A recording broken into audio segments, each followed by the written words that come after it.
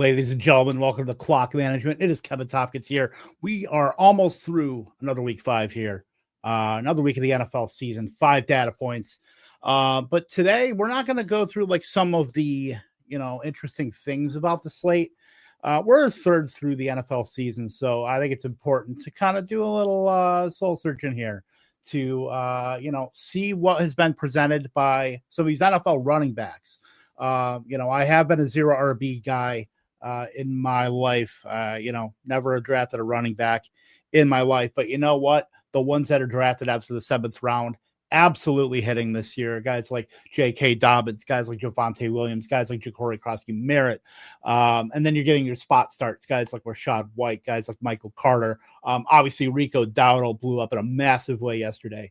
So look, these are the guys that zero RB, this is, if you're in a managed league, these are guys you were able to pick up off of waivers, like the Whites, like the Dowdles, to get some points from your running back position when guys are going down at a very alarming rate. Exactly. Rachaad White saved my ass this week. Yeah, absolutely. These running backs and being able to take advantage of some of the chaos in the NFL season, it's incredibly important because you can't get, your team that you drafted, you're not going to be going through the entire season with all of those guys. You're going to have to find waiver wire guys. You're going to have to find guys that can spot start. Bye weeks stink. Not everybody that you drafted on your bench is going to be, certainly relevant as well. So that's why picking up a lot of these guys and being able to use them strategically throughout the season to help you get through some of the weeks where maybe your roster is a little bit thin. Say you had, Drake London or Tucker Kraft or guys, you need some point production to get you, Bijan Robinson, big one that was on bye this week. So definitely with the running backs, I want to take a look at, a very large sample of some of the starting running backs in the NFL and kind of just go through where we're at with them, what their situation is, how it's kind of, played out through the season. So let's just go and start it off here with one of the guys that absolutely crushed yesterday. That would be Mr. Ja'Cory Crosby-Merritt, Bill, as some of the kids like to call him. Bill was awesome in week 5. Look, he separated himself from Chris Rodriguez. He separated himself from Jeremy McNichols, 14 for 111 and 2 touchdowns. What we hadn't seen from him is some of the separation in just getting on the field. It's really a 3-way backfield with Austin Eckler, obviously out for the season, but we saw it's been kind of a gross situation where Chris Rodriguez would play in the first 2 series. And then, Bill would come in, Jeremy McNichols would come in passing down situations. So it was really tough to start a guy like Ja'Cory Crosby-Merritt. So maybe not a lot of people outside of best ball got the benefits of what he did, but 27 fantasy points yesterday, RB5 heading in to Monday's game, Chiefs Jaguars. Definitely awesome to see. So as far as what I'm going to grade him as, we are going to give him a very solid, if you're looking at the top bar, he might be spoiled, but we're going to give him a B. I think it's a little bit incomplete right now because I want to see something like that. I want to see what we saw in week 5 keep going. I'm not sure if that's going to be the case because I feel like it's going to be more of a game-by-game basis for the Washington Commanders and how they manage a running game. But it is, on the other hand, it's very hard to put the genie back in the bottle after you have a game like this where the intent was to give him some separation from 2 of the other backs. Look, Chris Rodriguez, he's a guy that's been cut twice by the Commanders already. He's been efficient in some spots, but he's not a guy that I don't think you're going to be building an offense around. Ja'Cory Crosby-Merritt, on the other hand, warranted them having to trade Brian Robinson to kind of clean up the running back room a little bit, hoping they could get more out of the position. So I think that was a very bullish sign, and it's something we really should have seen coming a little bit more just from that data point exclusively. But now, it's not going to be like a perfect situation for the Commanders, But just looking at some of the per carry stuff this season, at least in week 5, second, I believe that's the fourth most rushing yards over expectation. And then on the season, amongst all qualified running backs, first in success rate. That's 60.5%. Now, success rate on NFL Next Gen Stats, that is the percentage of runs that have a positive EPA. So 60.5% of Corey Krosky-Merritt's runs are positive EPA plays that are helping the team score points. So look, that's what we want. If you are that efficient as a running back, you're going to be on the field. 6.6 yards per carry right now, well over his expected yards per carry based on some of the situations. I think he's well into the RB2 category right now. I don't think you have to worry too much about Chris Rodriguez and about Jeremy McNichols going forward. I'm just a little bit worried about the coaching as far as getting him on the field to be able to do that. Last week it was yesterday, 47.5% of the snaps. That was a season high for Corey Krosky-Merritt. He was about weeks 1 through 4, 33%, 22%, 40%, 35%. So up to a 48% snap rate this week. And then he got on the field much more in the passing game as well. Also a season high, 38% of routes too. So things are looking up for Corey Krosky-Merritt. I still think it's a little bit incomplete right now in terms of getting him on the field, but you have to like what you see. The next running back here that I do want to talk about here, Javonte Williams, famously the cover of the video today. And look, I think I kind of spoiled it with the the graphic A+. I think at this point, we want to dog Javonte Williams for some of the injuries that he's had, and maybe some of the lack of explosiveness that he had last season in Denver, where he was mainly getting by on a lot of the receiving stuff. But going through some of the advanced stuff with Javonte Williams, he is I believe he's number 2 in success rate going forward. I'm really excited the fact that Jaden Blue didn't really get on the field that much for the Cowboys, but with the offense right now in desperate need without CeeDee Lamb. I mean, it's been George Pickens, Jalen Tolbert, pretty much kind of riding the train of the offense right now. But in terms of, last week, 135 yards rushing, it's really hard to argue with a guy that's going to be putting up 72 rushing yards over expectation. And then going through, what he's done this season, 5.7 yards per carry. He shouldn't have got tackled behind. That's kind of some of the long speed stuff that maybe is a bit concerning with Javonte Williams, but the opportunity is there, and we obviously want the opportunity.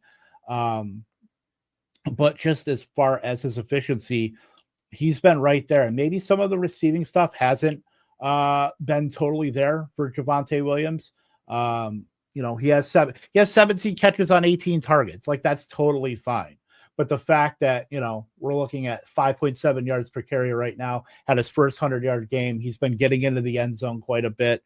Miles Sanders is dinged up. Jaden Blue just got on the field for his first game yesterday. I think it's really bullish for Dallas in terms of, just absolutely consolidating a lot of that work for Javonte Williams. So I'm very excited about, the prospect of him. And that's a guy you drafted in probably the 7th round or so.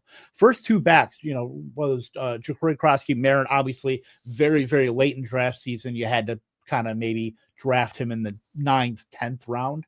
But Javonte Williams, there's no bad with this, at least right now. You have to love everything that you are seeing out of him. And then to the next back here, we're going to be looking at Marion Hampton. Now, this one's a little bit dicey. Everything has been really good for him in terms of his workload. But what you hate to see is the fact that he left the Washington game in a boot. So that's not great. But now what we need to be worried about is the fact that this could be a multi-week thing with Marion Hampton. Obviously, they have Hassan Haskins, Kamani Vidal, and that having to worry about that kind of dichotomy where Kamani Vidal's more like a passing down back. Hassan Haskins probably should not be seeing the field and receiving down. So that's very easy to parse when you're looking at Hassan Haskins is probably due for the early down work in the event that Hampton does miss time. And then Kamani Vidal is kind of the receiving back. You're probably adding Haskins more than you are Vidal, but you're not expecting anything because we kind of got a perfect storm with some of the rushing stuff, this week when you have three backs that are, that were available on the wire with Dowdle, with Rashad White to an extent, and then Carter. If Haskins were starting like in this upcoming week with those three backs like available, he would be a distant fourth behind Carter. But I still do think that it's very interesting that an offense that is so pass heavy, a Greg Roman offense that if you had asked me if the Greg Roman offense would be, first in pass rate or expected with Justin Herbert, I would have told you you're crazy. But that's like the reality that we're in right now. So I wouldn't be going like super crazy for Hassan Haskins bids on the waivers. But I'd still be adding him if you have a bench spot, if you have need at flex and you want a guy that's going to probably get, I'd say 60% of the rushing attempts. If it were him and Vidal, they don't pick anybody up. I think that's totally fine to be able to plunk 5 to 7% of your fab, maybe upwards of 10, depending on how bad you need it. But in terms of Hampton overall, I mean, everything you love to see with the Marion Hampton. Let me pull him up right here. This is all on Next Gen Stats, by the way. And then some of the efficiency stuff, how many games here above? So the last three where he's really had the role, plus 11, plus 102, minus 18. That was kind of a tough game script for the Chargers, kind of getting behind there. But overall, we're looking at, very positive stuff. In terms of success rate, average is 38%. So he's a little bit above average there, like 44% is pretty solid there, especially for a rookie who's getting as much opportunity as he's gotten. It's just obviously you have to worry about some of the injury stuff with, leaving the Washington game in a boot. So Dave, good to see you. Hampton, obviously, I think we have to give him a pretty solid A+ grade here just because everything he's done so far, we love. We know that the offense is going to revolve around him in the running game when he is active. It's just this next couple weeks is going to be a little bit suspect, knowing that, it's obviously going to be a lower leg injury. That's probably going to maybe keep him out a week, maybe two. Then going over to the next back here, Michael Carter. Michael Carter was pretty, he had 2 touchdowns. Some of the efficiency stuff wasn't like super great for Michael Carter, but the backfield kind of shook out. If you had read the Angles and Leverage article that I put out every Saturday, I kind of predicted the backfield in terms of Bam, Zonovan Knight getting some early down stuff, but like taking a little bit off the top for Michael Carter.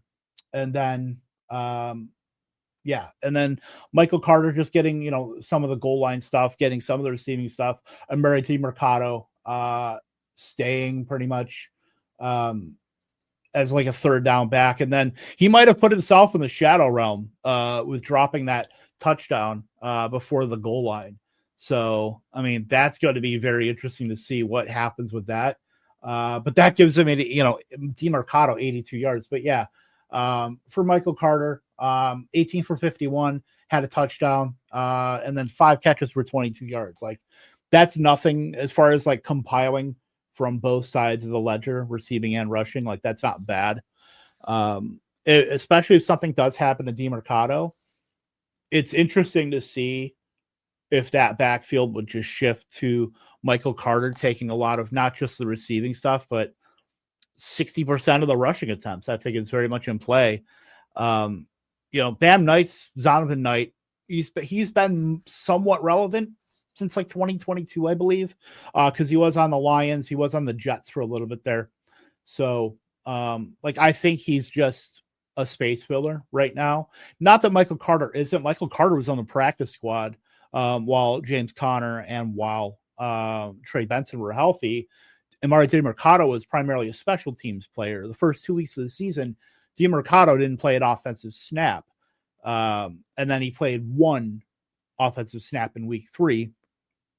And then Connor went down, obviously. Trey Benson went down. So the kind of need is there for running backs to kind of take up some of these roles here. And it was very, at least I thought it was well known that DeMercado would say, stay in his role as like the third down guy, and then Michael Carter would be the one, because he has had starting experience with the Jets in terms of taking like a decent workload.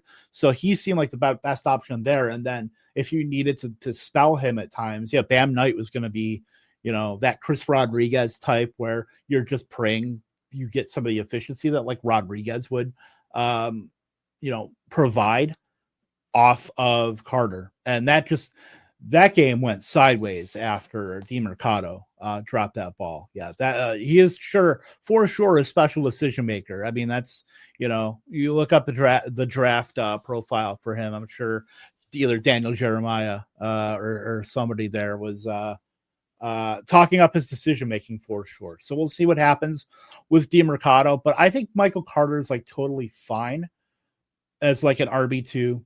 Going forward, unless they go out and get somebody like I like to see, because I don't think it's like complete yet, where it's not quite a known commodity for Carter, but he's like the best that we have in Arizona right now. So like I think that's totally fine and totally worth a flex play on rosters. I'm just a little bit worried that some of the efficiency stuff is not going to be there with the Arizona Cardinals. And then obviously seeing what we have with DeMercado. Let me go to the next running back here, Ashton Jeanty. Obviously, Jeanty had his massive blow-up game in week 4, was looking to kind of, follow some of that momentum. 14 for 67, like fine. And then added, some of his best receiving yardage of the season, 5 for 42. So like, I think that's totally fine for a guy like Ashton Jeanty, knowing that the Raiders are not going to be like a super fruitful offense for like big time production that we thought they were going to be with Chip Kelly as offensive coordinator with Pete Carroll. Certainly Geno Smith has been one of the worst quarterbacks in football. That certainly does not help anything with, as far as, I think I lost my window here. Let me pull that back up here. I'm going to pull that back up here. Give me just 1 second. I don't know why I lost that. Boom. All right. So yeah, as far as like Jeanty, like I'm not super concerned because of the talent there. But what I am concerned is the offensive environment going forward for Jeanty, where you want to see some efficiency that's going to leak over into the passing game, because, run to set up the pass. That's like one of the biggest staples of like professional football.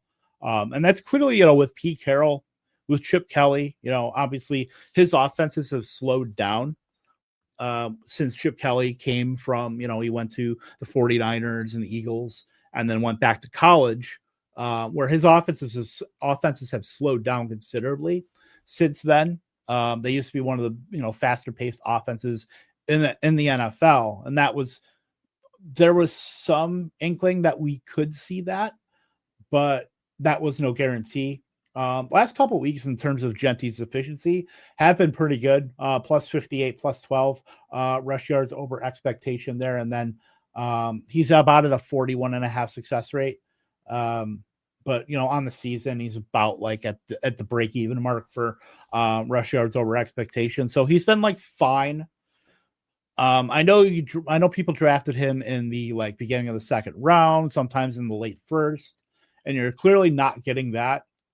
But I think you're still in a decent spot where once Ashton Jeanty kind of gets going here, I I think we're really in for something that could be league winning despite the offensive environment.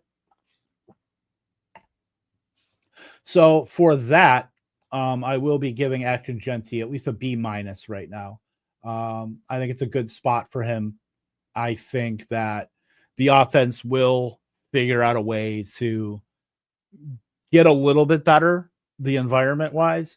They're going to have to do something with Geno. Like, if this is the Geno that we're going to be getting or about that, I wouldn't be surprised if they went to Aiden O'Connell. I wouldn't be surprised if they maybe made a trade for another guy. I don't know if they can make a trade, actually. I don't think they want to do that. They're probably just going to ride the guys. But, like, you know, not to be a homer, but like Cam Miller, the guy they've had on the practice squad, North Dakota State, 2-time national champion.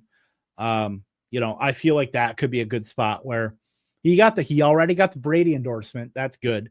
Where if the Raiders are like truly out of it, that maybe we're in develop mode and see what we can bring into the future for, you know, the Raiders and what we're going to build around. I don't think it's Geno Smith. I'll say that. Yeah, as bad as Geno's been, it's truly mind-boggling. This offense doesn't revolve around Genty soon.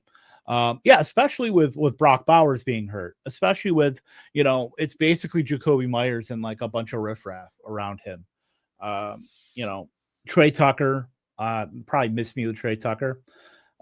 Miss me with Jack Besh, miss me with Dante Thornton, although he does pass the vibe check. It's an offense that needs talent. Like Jacoby Myers is totally fine as like a second option, but when you're looking at him as like your number one wide receiver, I think that's where you're into some big problems. So like for them to go get a wide receiver in the draft, I think is like they need to do it, but they also need a lot more than that wide receiver too. So yeah, Ashton Genty, I think it will be totally fine going forward. I just worry about some of the offensive environment issues. Run through these a little bit quicker because I think I've already spent 20 minutes or only at 5. Jonathan Taylor. Famously, I have called him 2025's 2024 Saquon Barkley. Jonathan Taylor has been awesome this year. And I think a lot of that has to do, I mean, Jonathan Taylor is one of the most, you know, he's one of the best running backs in the National Football League to begin with. And then you get the offensive environment of him in this offense with Daniel Jones that's running a lot of the RPO stuff. I'm very interested. I just got him in a guillotine league. I think for like $780 in the Reddit versus the world one, where I am trotting out H-Chan and Trevion Henderson. Famously a guy that I would probably not draft just because I'm drafting wide receivers there. But yeah, Jonathan Taylor has been fantastic the last 3 weeks, last 4 weeks, actually.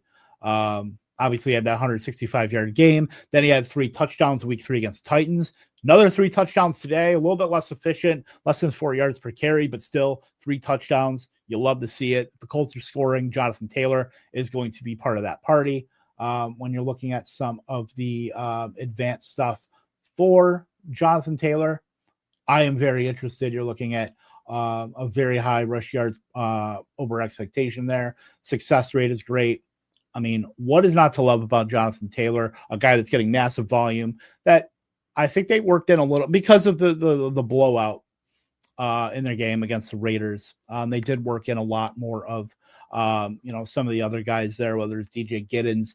I was today years old when I found out Amir Abdullah is on that team and was getting a couple carries, some touches in that game, the 40-6 game. So that was wild to me to see Amir Abdullah still alive.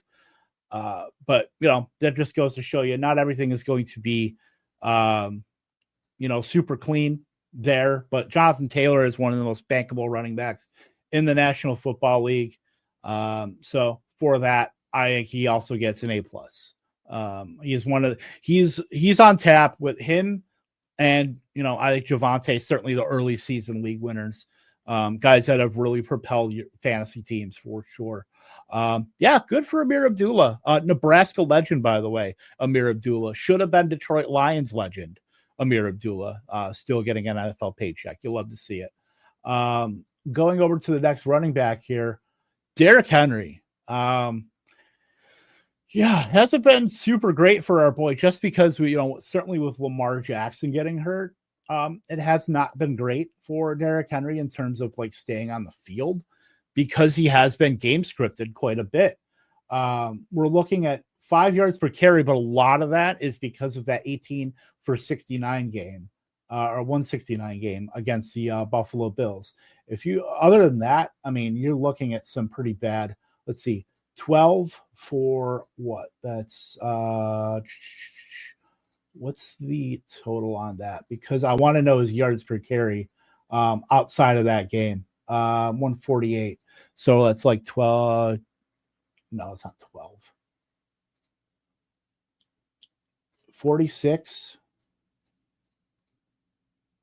46 for 148. Napkin math. That's less than 3 yards per carry, I'm pretty sure. Or at least close to that. That's not great. So, look, this offense is not going to be great with Cooper Rush. We're hoping to get Lamar Jackson back, but even then, outside of that first game, 2.1 yards per carry, 4.2, 5.3, 2.2. I don't want to say that we're getting to the end of the road here with Derrick Henry. I don't want to say that he's in the exit lane with the blinker on. But I do think that you're starting to see, a 3.2. I was just trying to do some napkin math. I'm a product of the New York State public education system. So look, I'm already behind the 8 ball as it is. But looking at like Derrick Henry is just not, he's fine. He's an RB2, but he's not, where we've expected him to be. And I do think that going forward, I think we are at kind of a crossroads with Derrick Henry. We have to, we just have to kind of update our priors with Derrick Henry. There's a reason that a guy like that was going in the second round, not the first round, because we're all kind of waiting for the other shoe to drop. So, Derrick Henry, I do think can be like totally fine as like an RB2 going forward. But in terms of like what we've had in the first 5 weeks of the season outside of that first game, C-. I'm a little bit scared of like, not only that, but we got some of the first Keaton Mitchell run this season. Famously, the Chris Johnson that the Baltimore Ravens have had stashed on their practice squad, and haven't given carries to until last week. He is alive. So the fact that they're working in Keaton Mitchell, and obviously Justice Hill has had a big workload, I think it's a little bit telling that, hey, maybe we're not getting what we've gotten out of Derrick Henry. Maybe the team is finally recognizing that.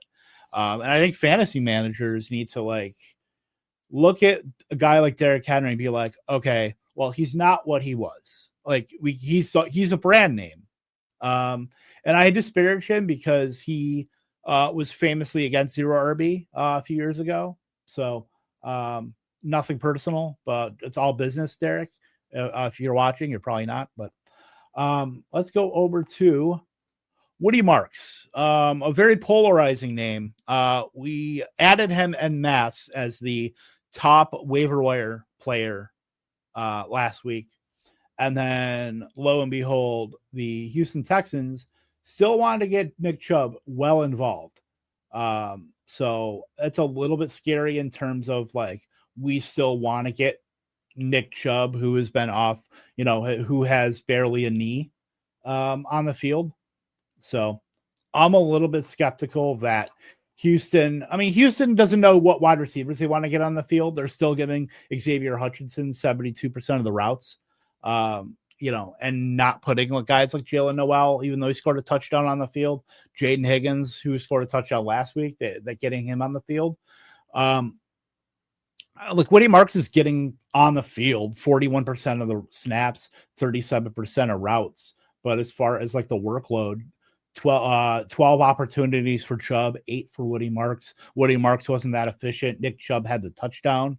So I do think it's going to be shaky going forward. I don't think last week's Woody Marks blow up is what we can expect, week in, week out. I think that's a bit unrealistic, even though we were kind of doing that. The 17 for 69, the touchdown, 4 for 50 and a touchdown. That was all last week, 119 total yards, 2 touchdowns. But this offense is not going to be they're not going to get to play the Baltimore Ravens every week. They're not going to be able to get to play the Tennessee Titans every week. Although they are going to play them twice. Now they're on bye this week, so obviously you're not starting Woody Marks this week. But going forward, let's see, at Seattle, San Francisco, Denver, Jacksonville. At Seattle, certainly. San Francisco, Denver, very tough there. So you're probably looking at a spot for Woody Marks where you're relying on like a lot more of the receiving stuff with him, and then just Nick Chubb to take some of the empty calorie touches. But Nick Chubb is going to be annoying in the fact that he's going to be like the first option in the run game, like kind of like where we were before the Bucky Irving stuff last season, where it was Rachaad White, and it took them a little bit to get off the Rachaad White until Bucky Irving forced the hand. That's probably where we're going to have to be with Woody Marks, to where he's going to have to keep repeatedly forcing the hand to really get what we want out of him. The fact that we probably spent a good 20% of our fab on a guy like Woody Marks, like I think the returns are yet to come. I just don't think they're going to be immediate. Obviously, this week is a prime example of that, where they were obviously well up on Baltimore and then salted away a lot of the stuff with Nick Chubb. I think Woody Marks works a lot better in neutral game scripts and obviously trailing scripts too. Think of it like an upgraded Justice Hill, where Woody Marks is getting on the field, no doubt. But if it's like 24-7 in the middle to the end of the third quarter, that's going to be prime Woody Marks. Like that's going to be his bread and butter. That's where he's going to get a lot of like some of the receiving stuff. And then he's going to be used, obviously, when it's like neutral in the beginning of the game as like a change of pace on Chubb. Now, Chubb's not going to just keep the efficiency. That's the thing. So you're hoping, if you want like the nut outcome for Woody Marks, you're hoping Chubb is inefficient, Marks is efficient on early downs. If he can work into some of those carries, then we're really cooking with gas. But right now, I think the most predictable range of outcome for Woody Marks is that he's Justice Hill, but upgraded, getting on the field. And obviously they're not the Baltimore, offensive full strength, but the fact that you can still get on the field, you're getting receiving stuff, you're getting occasional early down stuff. And then once the neutral script or like trailing script happens, that's going to be Woody Marks time rather than Nick Chubb time. So I think that's a pretty good parallel there to use with Baltimore's offense and how they've, obviously worked in Derrick Henry and Justice Hill the last couple seasons. Yeah. Speaking on this, actually, D'Amico Ryan, Nick Chubb, Woody Marks, used his game plan and flow, game dependent, RB coaches, large input. Yeah. So, I mean, that's nothing you want to be like for fantasy wise in terms of like, we want definitive stuff. We want the situation known, and that's going to, it sucks that we don't have that. So yeah, I do think it's going to be very, obviously D'Amico Ryan's already saying it's game dependent. So not super great, that he's talking about that now. But like, look, Nick Chubb is a brand name. We love Nick Chubb. We love that he came back. But yeah, that's where the Woody Marks in like a best ball format is awesome. So yeah, it's an absolute headache to predict. That's why, I drafted a little bit of Woody Marks in best ball, where that's been pretty good. I don't want to have to deal with putting him in a lineup though. So I do think there is, it stinks. So for that, I am going to give him a C+, where I still think it's a little incomplete, but I think he can eventually win out, just knowing what we know about Nick Chubb and his injury history and just some of the lack of efficiency that has happened to him based on that.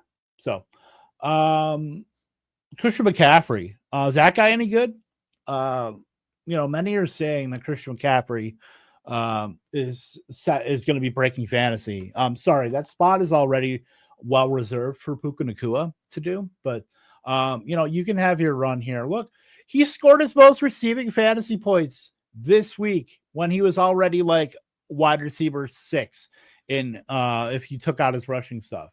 He is averaging 19.1 fantasy points per game as in just receiving stuff. If you were on Reddit last week about this time, I did actually put that up there in terms of what his fantasy points per game were. He is wide receiver 5 behind Jackson Smith and Jigba, ahead of Garrett Wilson in just receiving stuff. Like his 19.1 fantasy points per game, wide receiver 5. Now, and he's averaging 24.8 fantasy points per game. He's the only person that stayed healthy. Yeah, CMC is a health vampire. No 49er can be healthy. CMC needs their health. Yeah, feed off of Juwan Jennings, feed off of Ricky Pearsall, feed off of George Kittle, feed off of all those guys. Yeah, CMC has been awesome. The way he's been used is that's like what Austin Eckler's usage was, just like on steroids. We know the efficiency is not going to be there on the ground. It certainly hasn't. 3.1 yards per carry, 4.2, 3.1, 2.9, 2.6 in 5 games this season. 3.1 yards per carry total. 91 rushes, 282 yards. But almost 50 targets, 49 targets, 39 catches, 387 yards, 3 touchdowns. You can't argue with it. Like, if you're in standard, it sucks because you're not getting, 39 more fantasy points. Or like half PPR, you're getting 19 and a half. But look, if you're in full PPR, you're getting that 24.8 fantasy points per game. You are loving life. I don't see how he can be anything but an A+. And there's a couple more I think there's one more A+ going for in the rest of this list. And let's take a look here at who we got. It's Alvin Kamara, the opposite of Christian McCaffrey, a guy that has been a receiving running back du jour. He's been awesome. But the fact that now in this Kellen Moore offense, he is not as prioritized in the receiving game. I mean, he still got 20 targets, 17 catches for 77 yards. I think he's fine. He's fine RB2 like Derrick Henry. But he is definitely the brand names are strong today. Because it's time look, we have to get into some of the hard truths here with some of these guys that we have to, after 5 weeks, we have to update our priors. Man, Kamara. And Kamara less than 4 yards per carry. I am a bit spooked by like some of the the metrics in terms of like NFL Next Gen stat stuff. Where he's been like just pulling that up here. Like he's always been pretty efficient. Obviously, up until 20, he has been a negative rush yards over expected running back every single season since 2022. I don't think a lot of people realize it. He's just been pure volume on the ground, where he had his second most carries that he's ever had. I'm pulling it up here. Yeah, second most carries here, 228. He's been negative 38, negative 99, negative 35, negative 39, but a lot of that's been mitigated by the receiving stuff. And now if you don't have the receiving stuff, like what can you do? Like dude was basically like a wide receiver 3 and an RB1 in the same body. We're looking at 77, 86, 89 targets the last 3 years. Now he's still running routes. He's just not being targeted as much. 21 targets. I think that the targets are a little bit my targets that I'm pulling up are from PFF. I think a lot of their target stuff is like a little bit skewed based on their charting. So I believe that's why I had it 21. Okay, but sometimes it can be different there. But yeah, in terms of like targets per route run, 14.9%. That's not good for a running back. Like looking at, I'm going to pull it up right here in terms of the season long stuff, like just for running backs, because, obviously Devon Achane, obviously CMC are all crushing it there. But in terms of running backs, like the position, sorry, I'm just trying to get through here. Targets per route run. Like we're looking at guys like CMC, 26.9 targets per route run. I can't pull this up right now, but because it's on a separate window. But some of the leaders, like through 5 games, Jahmyr Gibbs, 25.3 yards per route run. Justice Hill, Cam Scatterbo, like when they're on the field, they're being targeted in the receiving game.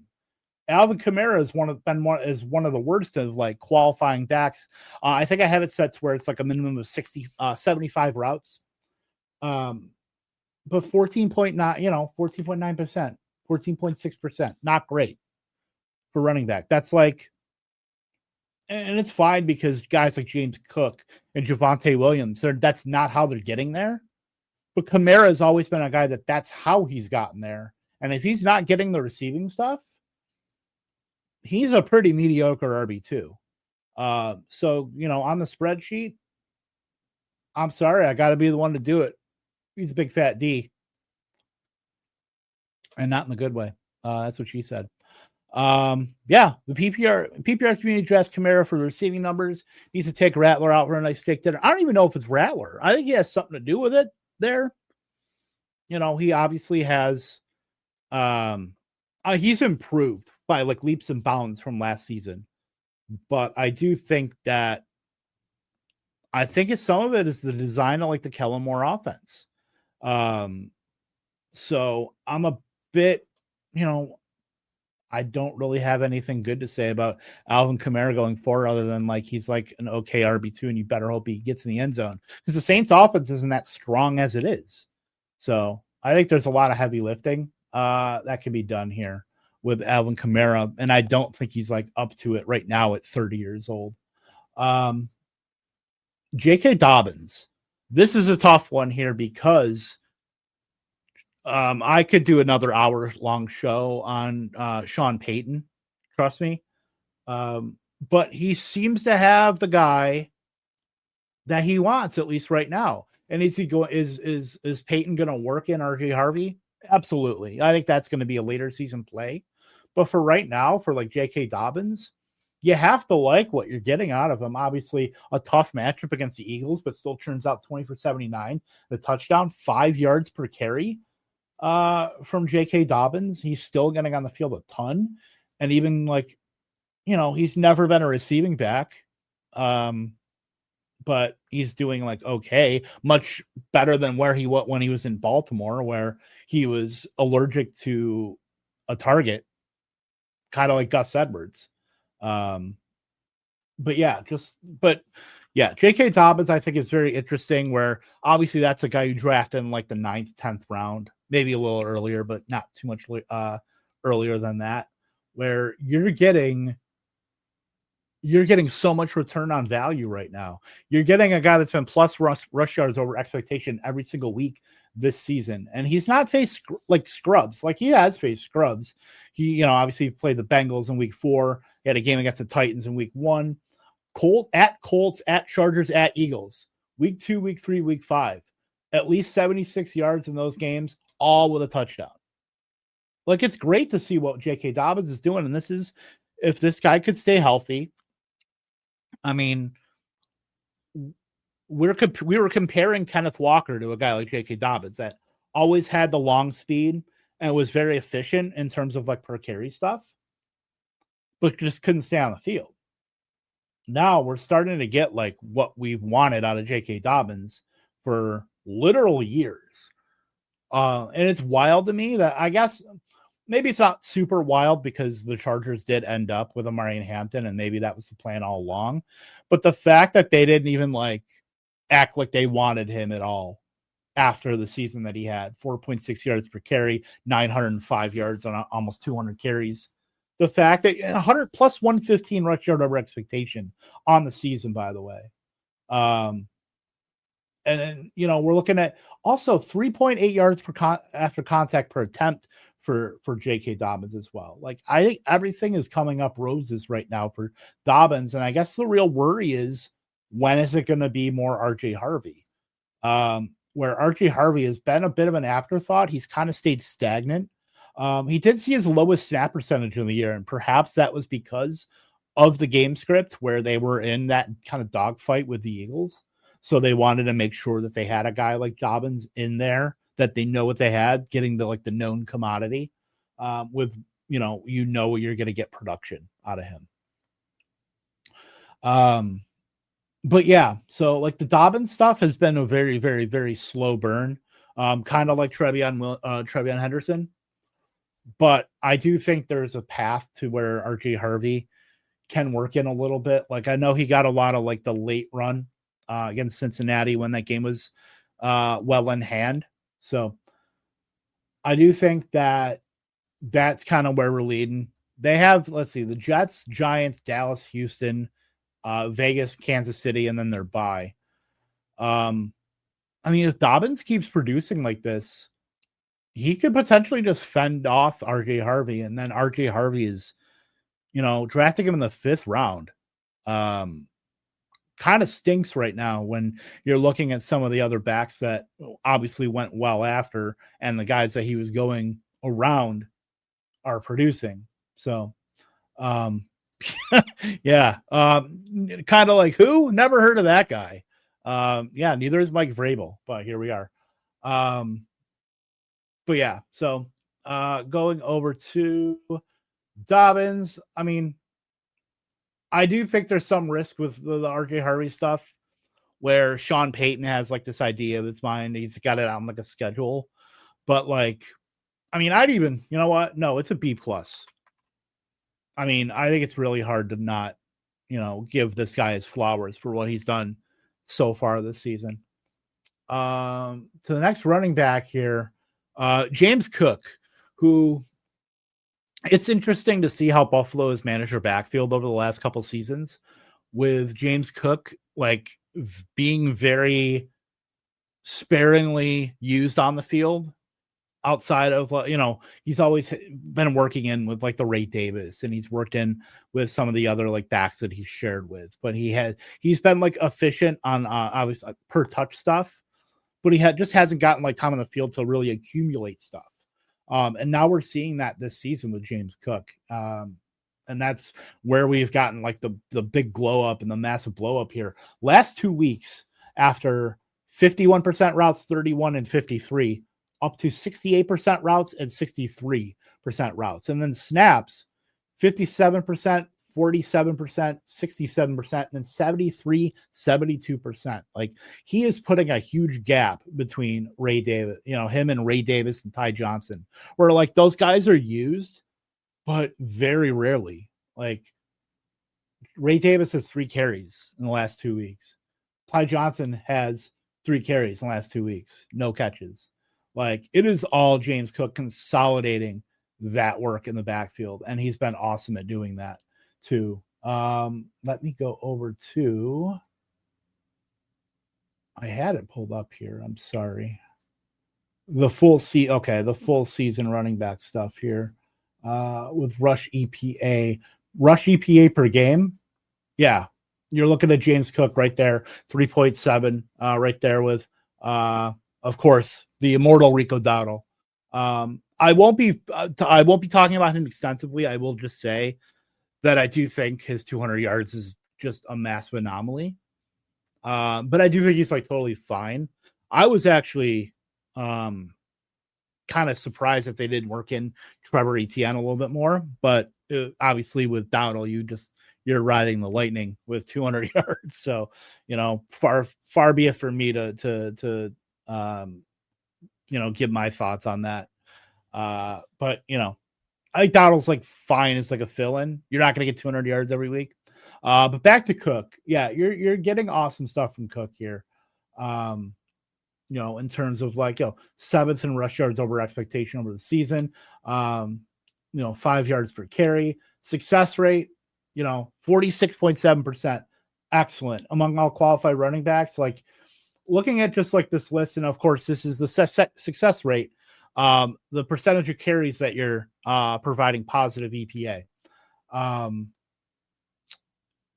If you're all in this year, chill. I'd be Ibuka.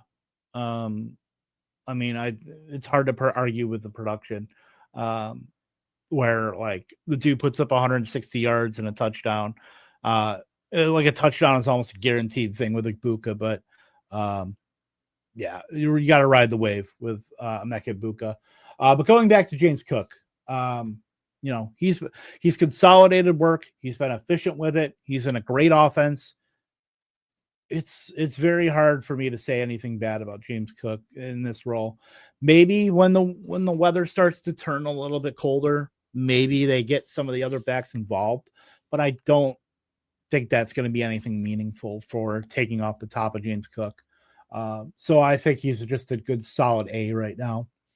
And that ding is, I guess, some of the worry where the weather turns colder. Maybe they want to get a little more size with Ray Davis, like taking some of the early down stuff.